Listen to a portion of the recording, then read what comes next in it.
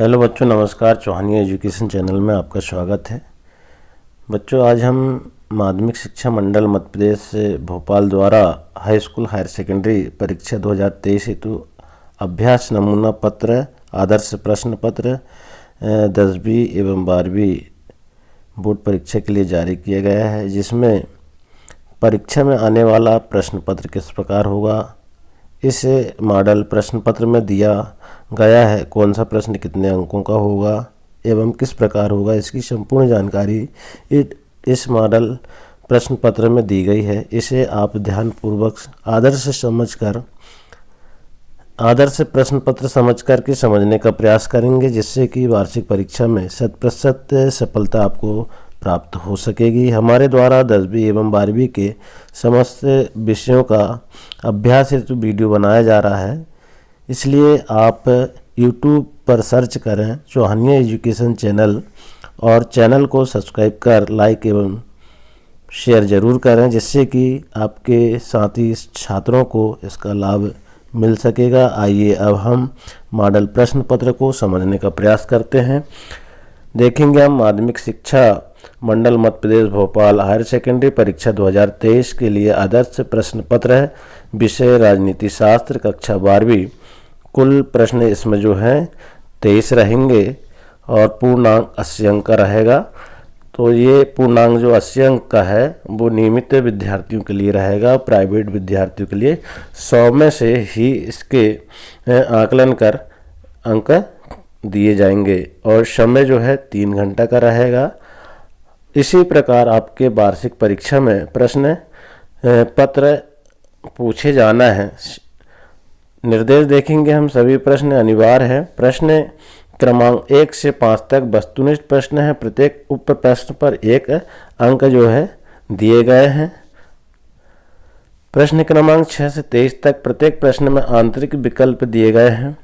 प्रश्न क्रमांक 6 से 15 तक प्रत्येक प्रश्न के लिए 2 अंक आवंटित हैं। उत्तर लिखने की जो सीमा है इसमें 30 शब्द है। प्रश्न क्रमांक 16 से 19 तक प्रत्येक प्रश्न पर 30 अंक निर्धारित है। उत्तर लिखने की शब्द सीमा लगभग 75 शब्द है। और प्रश्न क्रमांक 20 से 23 तक प्रत्येक प्रश्न के लिए 4 अंक निर्धारित। उत्तर लिखने की जो शब्द सीमा है वो 120 शब्द है। इस प्रकार यही जो निर्देश है वो इंग्लिश मीडियम में भी दिए गए हैं, तो इनको इंग्लिश मीडियम वाले विद्यार्थी जो है इसको अध्ययन कर लेंगे। इसके बाद हम देखेंगे प्रश्न क्रमांक 1, सही विकल्प चुनकर लिखिए। प्रश्न 1 है, आसियान का मुख्यालय कहाँ है? इसमें 4 ऑप्शन दिए हुए हैं।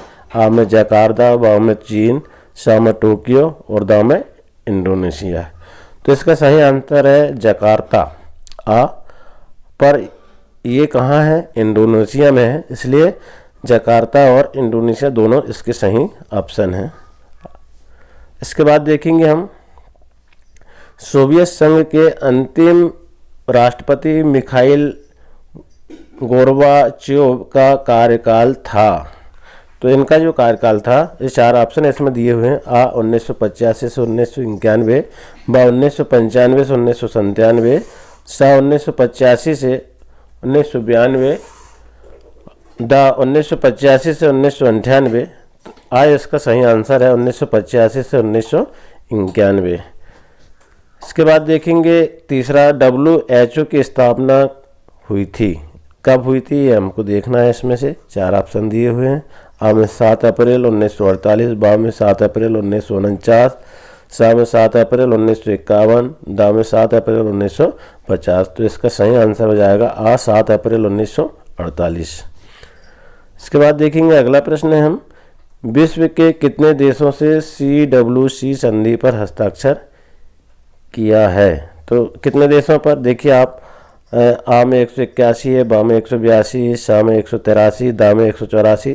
आ वाला इसका सही आंसर 181। फिर अगला प्रश्न है, ग्रीन हाउस से संबंधित है, किससे संबंधित है? देखिए आप, आ में दिया है वैश्विक ताप वृद्धि, बा में वैश्विक बाजार, सा में है उत्सर्जन क्रिया से, दा में है उपरोक्त सभी। तो इसका जो सही आंसर है वो आ जाएगा वैश्विक ताप वृद्धि से। ग्रीन हाउस प्रभाव जो है ताप वृद्धि करता है। इसके बाद देखेंगे 6वां प्रश्न है, राज्य पुनर्गठन अधिनियम पारित किया गया था, कब पारित किया गया था? यहाँ पर हम देखें, आ में दिया हुआ 1956, बा में दिया 57, सा में 1958, दा में 1959। तो इसका जो अधिनियम है वो 31 अगस्त 1956 को पारित किया गया। तो ये आ वाला सही आंसर लिख लेंगे। इस तरह यहाँ पर हम देखें प्रश्नों की संख्या 6 है, एक एक अंकों के। अगर सारे अंक सही, सारे प्रश्न सही कर लेते हैं तो 6 अंक आपको प्राप्त हो जाते हैं। इसके बाद देखेंगे हम, यही जो है इंग्लिश मीडियम में भी दिया है, इंग्लिश मीडियम वाले भी इसको हल कर लेंगे। इसके बाद प्रश्न दूसरा देखें हम, रिक्त स्थानों की पूर्ति कीजिए। पहला है, 1967 में आसियान की स्थापना खालिस्तान घोषणा पत्र के माध्यम से हुई थी, तो बैंकॉक घोषणा पत्र के माध्यम से हुई थी, बैंकॉक यहाँ पर भर लेंगे। इसके बाद है दूसरा, संयुक्त राष्ट्र संघ के पहले महासचिव खालिस्तान थे, तो श्री ली यहाँ पर भर देंगे। इसके बाद तीसरा है, प्रथम विश्व युद्ध खालिस्तान को हुआ था 1914 में हुआ था। यह युद्ध जो है 1914 से 1918 तक चला था। इसके बाद देखेंगे हम, लिमिटस टू डाकिट पुस्तक खालिस्तान लिखी गई थी, तो क्लब अबरोम यहाँ पर लिख देंगे। इसके बाद अगला है, भारत में नई आर्थिक नीति खालिस्तान में अपनाई गई थी, तो 1991 में आर्थिक नीति जो है अपनाई गई थी। अब इसके बाद देखेंगे हम, स्वतंत्रता के बाद देश के 6वें प्रधानमंत्री कौन थे, तो यहाँ पर हम लिख देंगे चरण सिंह थे 6वें प्रधानमंत्री। इसके बाद है, हम अगला प्रश्न देखें तो नीति आयोग का अध्यक्ष जो है कौन होता है? नीति आयोग का अध्यक्ष जो है प्रधानमंत्री होता है। इस प्रकार हम इन सारे प्रश्नों को हल कर लेंगे। ये भी जो है एक एक अंक के 7 प्रश्न हैं, अगर सब सही कर लेते हैं तो 7 अंक इसमें भी आपको प्राप्त हो जाएंगे। इसके बाद देखेंगे प्रश्न क्रमांक 3, एक वाक्य में उत्तर लिखिए। 1 × 7 यानी 7 प्रश्न ये भी है, एक एक अंकों के। देखेंगे प्रश्न, सोवियत संघ में कुल कितने गणराज्य थे, तो यहाँ पर लिख देंगे 15 गणराज्य। फिर इसके बाद ताशकंद समझौता कब हुआ था, तो 10 जनवरी 1966 को हुआ था, यहाँ 1966 लिख देंगे। इसके बाद ग्लोबल वार्मिंग क्या है, तो इसकी परिभाषा लिखना है, वायुमंडल में ग्रीन हाउस प्रभाव के कारण ताप में लगातार वृद्धि होना ही ग्लोबल वार्मिंग है। इस प्रकार से हम इसको लिख देंगे। इसके बाद देखेंगे, हैदराबाद के शासक को कहा जाता है, तो हैदराबाद के शासक को क्या कहा जाता है? निजाम उल मुल्क कहा जाता है। इस प्रकार लिख देंगे। इसके बाद प्रथम पंचवर्षीय योजना के योजनाकार थे, कौन थे? तो प्रथम पंचवर्षीय योजना कब लागू हुई थी? 8 दिसंबर 1951 से ये शुरू हुई है, और इसके जो योजनाकार थे पंडित जवाहरलाल नेहरू थे। इस प्रकार से इसके उत्तर को लिख देंगे। इसके बाद देखेंगे, राष्ट्रपति की आपातकालीन शक्तियां हैं, तो राष्ट्रपति की आपातकालीन शक्तियां कौन कौन सी है और कितनी हैं? तो राष्ट्रपति को 3 आपातकालीन शक्तियां प्रदान हैं। अनुच्छेद 352 में इसका उल्लेख है, 356 में भी उल्लेख है और 360 में उल्लेख है। अब ज़्यादा जानकारी के लिए इन अनुच्छेदों को हम पढ़ लेंगे तो हमको पता चल जाएगा कि कब कब जो है आपातकालीन शक्तियाँ राष्ट्रपति के द्वारा लगाई जा सकती है। इसके बाद देखेंगे अगला, जयललिता मुख्यमंत्री थी। जयललिता कहाँ की मुख्यमंत्री थी? तमिलनाडु की मुख्यमंत्री थी। 5 या 6 बार मुख्यमंत्री रही है। तो इस तरह हम इन प्रश्नों को हल कर लेंगे। यही जो है इंग्लिश मीडियम में दिए हुए हैं, तो इंग्लिश मीडियम वाले इंग्लिश मीडियम में कर लेंगे। इस प्रकार से 7 जो है एक वाक्य में उत्तर 7 अंकों की है। इसके बाद देखेंगे हम प्रश्न 4, सत्य असत्य लिखिए। प्रश्न 1 है, यूरोपीय संघ के संसद में 785 सदस्य है। यह असत्य, क्योंकि 785 सदस्य नहीं 766 सदस्य है, इसलिए असत्य है। ये भी एक एक अंकों के हैं। 6 इसमें प्रश्न है 6 अंकों के। इसके बाद देखेंगे, भारत सुरक्षा परिषद का स्थायी सदस्य है। ये सत्य है। वर्ल्ड ट्रेड सेंटर ब्रिटेन में स्थित है। असत्य है, क्योंकि ब्रिटेन में नहीं न्यूयॉर्क में स्थित है। इसके बाद में हम एमनेस्टी इंटरनेशनल का संबंध मानवाधिकारों की रक्षा से है। ये सत्य है। नीली क्रांति का संबंध दुग्ध उत्पादन से है। दुग्ध मतलब दूध। ये असत्य है, क्योंकि नीली क्रांति मत्स्य उत्पादन को कहा गया है। इसके बाद देखेंगे शिमला समझौते में अटल बिहारी वाजपेयी संलग्न थे, ये सत्य है। इस प्रकार से एक एक अंकों के सत्य असत 6 हो जाते हैं। इसके बाद देखेंगे हम सही जोड़ी। प्रश्न 5, कॉलम आ से बा को मिलाना है। CTBT की स्थापना कब हुई थी? 24 सितंबर 1956 में। इसका सही आंसर ये है। कॉलम एक को ए से मिला देंगे। WTO का मुख्यालय कहाँ पर है? जिनेवा में है, तो इससे बी को मिला देंगे। इसके बाद देखेंगे हम द्रौपदी मुर्मू भारत की राष्ट्रपति है, तो सी से मिला देंगे। जयप्रकाश नारायण संपूर्ण क्रांति, यहाँ पर संपूर्ण क्रांति आ जाएगा। और सिक्किम भारत का राज्य बना, कौन सा? 22वां राज्य बना सिक्किम भारत का। जो कौन सा राज्य बना? 22वां। कांग्रेस पार्टी के प्रथम अध्यक्ष कौन थे? बेमोस चंद्र बनर्जी।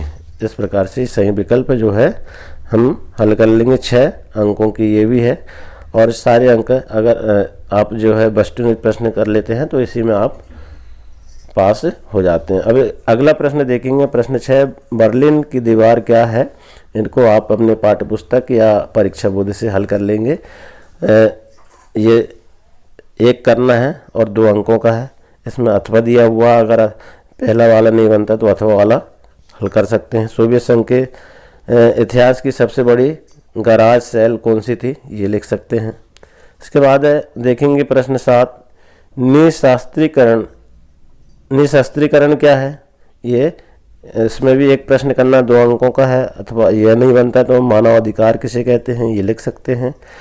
इन सब प्रश्नों को आपको पाठ्यपुस्तक से प्रश्नों को उत्तर को ढूंढ करके हल कर लेना है और कापी में नोट करके परीक्षा की तैयारी करना है।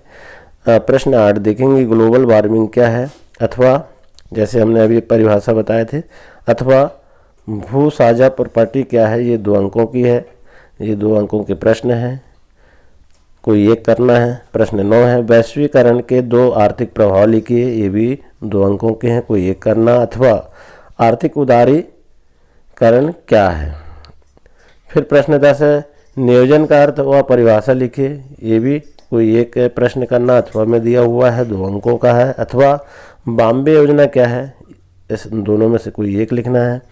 प्रश्न 11 है, विदेश नीति क्या है? 2 अंकों के। अथवा शांतिपूर्ण सह अस्तित्व क्या है? ये इन दोनों में से कोई एक करना है, 2 अंकों का है। इसके बाद प्रश्न 12 है, सिंडिकेट से क्या तात्पर्य है?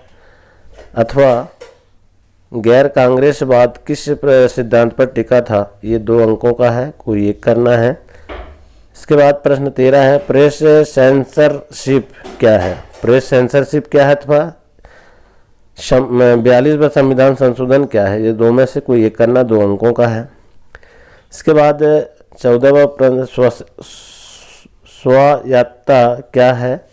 2 अंकों का। अथवा राष्ट्रवाद क्या है? ये 2 में से कोई एक करना है। इसके बाद प्रश्न 15 है, गठबंधन सरकार क्या है? ये 2 अंकों की। अथवा सत्ता का विकेंद्रीकरण क्या है? इसके बाद 16वां प्रश्न है, सोवियत प्रणाली के कोई 4 द्वेष लिखिए। ये 3 अंकों का है, कोई एक करना है। सोवियत अर्थव्यवस्था, अमेरिकी अर्थव्यवस्था के कोई 3 अंतर लिखना है। इन दोनों में से कोई एक करना है, 3 अंकों का है। प्रश्न 17 है, आसियान संगठन के प्रमुख उद्देश्यों को लिखिए। ये भी 3 अंकों के। अथवा यूरोपीय यूनियन के प्रमुख उद्देश्यों को लिखिए। ये अपने 2 में से कोई एक करना है, 3 अंकों का है। इसके बाद प्रश्न 18 है, स्वतंत्रता के बाद भारत की प्रमुख 4 चुनौतियों को लिखिए। स्वतंत्र जब हुआ था भारत, उसके बाद कौन सी 4 चुनौतियाँ थी उसको लिखना है। ये 3 अंकों का है। अथवा राज्य पुनर्गठन आयोग को समझाइए। क्या है राज्य पुनर्आयोग? इसके बाद है प्रश्न 19, चिपको आंदोलन व ताड़ी विरोधी आंदोलन पर संचित नोटें लिखिए। ये भी 3 अंकों का है। अथवा सूचना का अधिकार अधिनियम क्या है? लिखिए। इसके बाद देखेंगे प्रश्न 20, दक्षिण एशिया के विकास में सार्क देशों की भूमिका, योगदान व्याख्या कीजिए। क्या योगदान है उसकी व्याख्या करना। ये 4 अंकों का है। इसमें भी अथवा दिया हुआ है। ताशकंद समझौता क्या है? समझाइए। इसके बाद प्रश्न 21 है, संयुक्त राष्ट्र संघ क्या है? इसके उद्देश्यों को समझाइए। ये भी 4 अंकों का है। इसमें भी अथवा दिया हुआ है। अंतर्राष्ट्रीय न्यायालय के प्रमुख कार्यों का वर्णन कीजिए। ये दो में से कोई एक करना है। इसके बाद प्रश्न 22 है, भारत के विदेश नीति का आधार क्या है, समझाइए। ये भी 4 अंकों का है। अथवा भारत की विदेश नीति देश के समृद्धि का आधार है, व्याख्या कीजिए। इसके बाद प्रश्न 23 है, अलगरी आंदोलन देश के विकास में बाधक है, समझाइए। ये भी 4 नंबर का है। इसमें भी अथवा दिया हुआ, राष्ट्रीय अखंडता विकास के लिए आवश्यक है, व्याख्या कीजिए।